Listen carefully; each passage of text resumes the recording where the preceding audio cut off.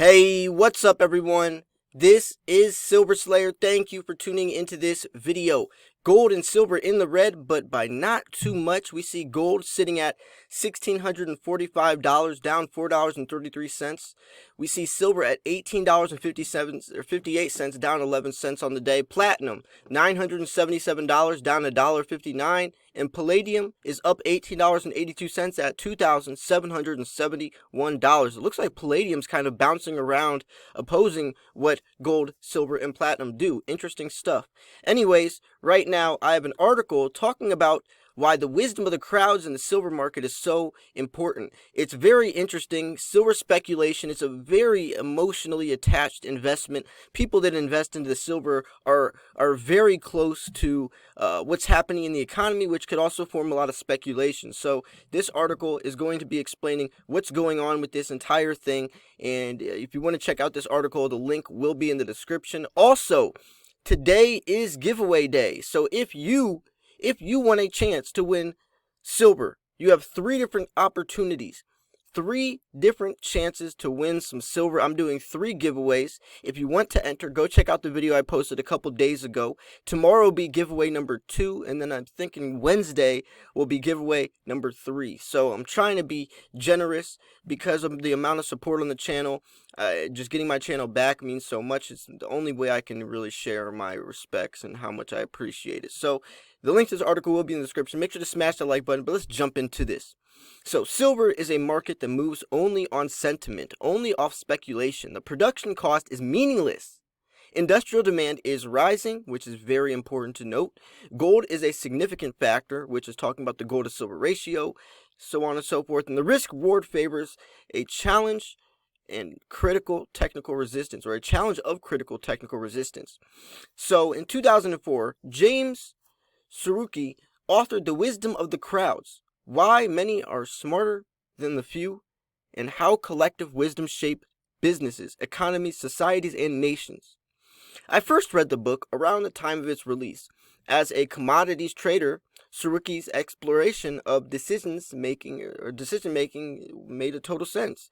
And after all, the price of the asset was always the correct price at any given time because of the level where buyers and sellers meet in a transparent environment.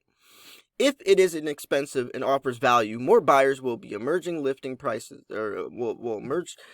prices. And when an asset reaches a level where it becomes too expensive, sellers typically correct the overbought condition. So they're talking about the bob and weave, the natural flow of a market, how sometimes if it gets too high, it'll be overbought and then it will go back down or go back up. And markets consist of crowds, and prices amount to real-time barometer of the wisdom of the crowds, keeping a pulse on the market. So I started writing for Seeking Alpha around 8 or 9 years after I first read Surowiecki's book. What attracted me to the platform was the articles and the comments created a wisdom of the crowd's environment. Many factors determine a path of least resistance of asset prices. Supply and demand fundamentals, macroeconomics, government policies, and a host of other issues combine to cause prices to rise or fall over time. These factors tend to influence the market sentiment, which drives prices. So he's talking about how these prices naturally rise and fall. They're not even naturally, sometimes by speculation. These days, the wisdom of the crowds is telling us that silver is hesitant about the next leg on the upside in the gold market. Silver mining stocks often outperform the price of the metal on the upside and underperform on the downside, so more volatility.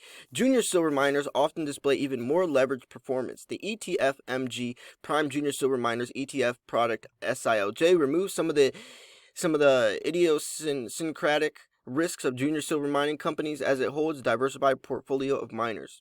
So here we're going into the meat and potatoes of this. This is talking about how silver moves only on sentiment.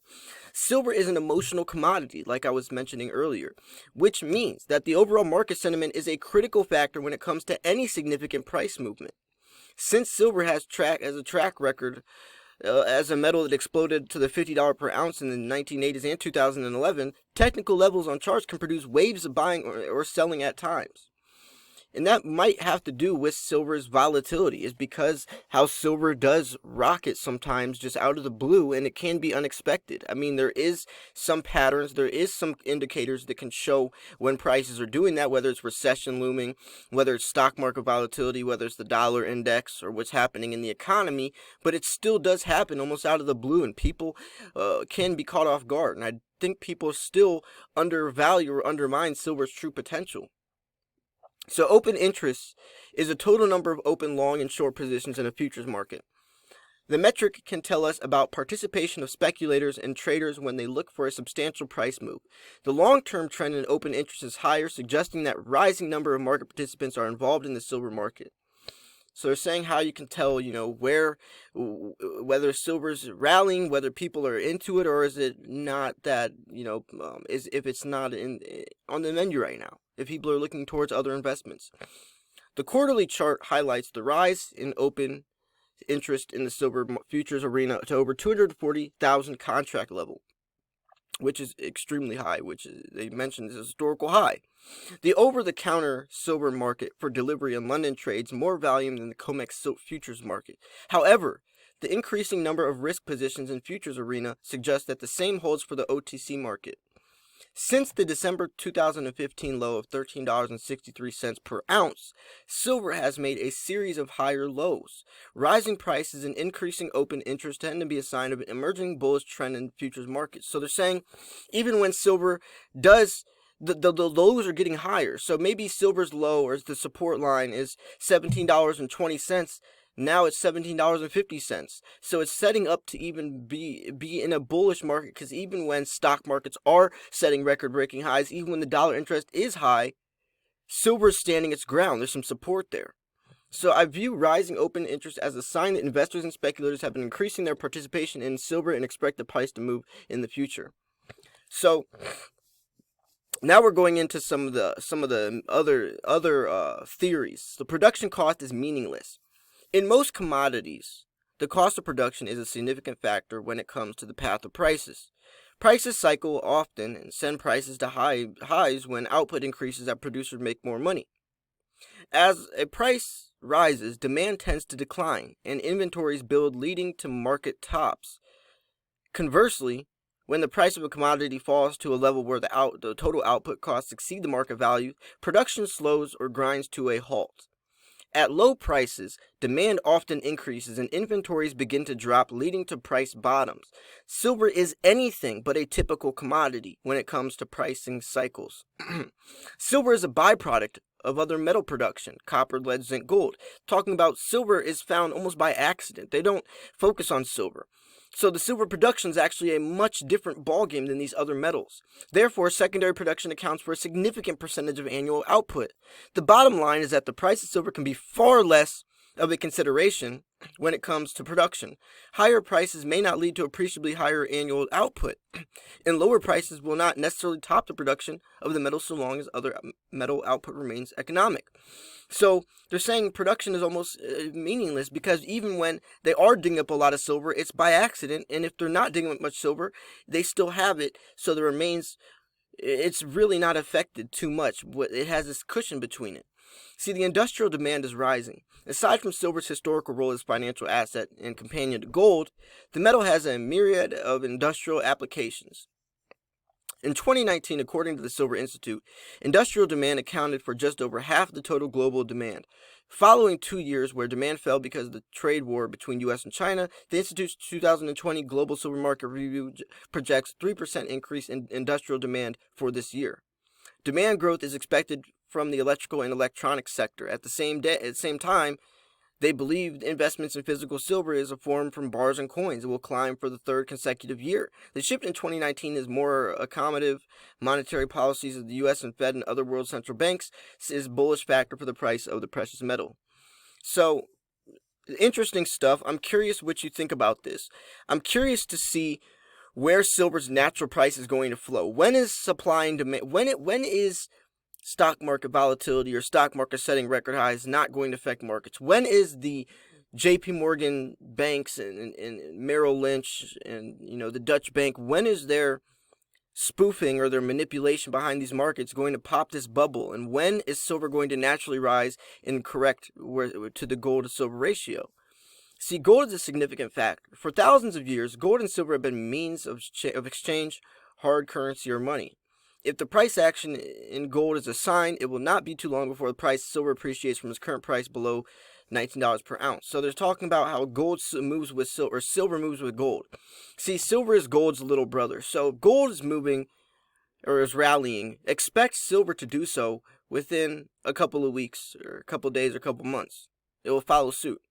The quarterly chart of the COMEX Gold Futures illustrates that the yellow metal broke out a 4-year trading range that held the price at $331.30 band. The move above critical technical resistance level at the July 2016 high of $1,377 was the next leg to the upside in the bull market in gold that began during the early years of this century. Gold rallied over the past 5 consecutive quarters, and closing prices above the $1,520 level would mark the 6th straight quarterly gain. A bullish trend in gold could last a long time. From 2008 to 2011, gold posted 12 consecutive quarterly price increases. Gold open interest rates have been rising with the price of the yellow metal. The metric recently reached a new record high of just under 800,000 contracts. So moreover, gold has appreciated in all currencies over the past months. The yellow metal moved higher towards the record highs in the dollar and the Swiss franc terms. But in most other currencies, the precious metal put in new all-time peaks in 2019 and early 2020. Gold has appreciated in all foreign exchange instruments. The recent break to the upside was the next leg in the bull market that began just over the $250 level around the turn of the century. So before 2008, the price of gold never traded above $875 per ounce. Since 2009, the price has not traded below $1,000 per ounce. Silver has not traded below the $10 per ounce level since 2008. Gold moved to another milestone, $650 on Friday, February 21st. So what is silver going to do? See, that's what they're talking about. There's definitely some correlation between gold and silver, and I think that's showing that silver is going to be rallying with gold. What do you guys think about this? The link to this article will be in the description. I'm going to wrap this video up here. I try to keep my videos in a timely manner. I think this was a very, very well written article. I definitely think that it hit on some very good points. Shows the protection, the potential, and the production of silver, and how some of this can be meaningless. How industrial demand's rising. How gold's a significant factor, and also what silver can do compared to gold. I think this was a great written article. But before I wrap this up, I do want to mention my giveaway one more time this is the last chance you guys have. So if you haven't already entered the giveaway, this is your last chance, because I'll be posting the giveaway video very shortly after this video goes up. So anyways, I'm going to wrap this video up here. Thank you so much for tuning in. Make sure to smash the like button. Make sure you subscribe if you're new, because I do post daily videos. This was Silver Slayer. I'm out. Peace.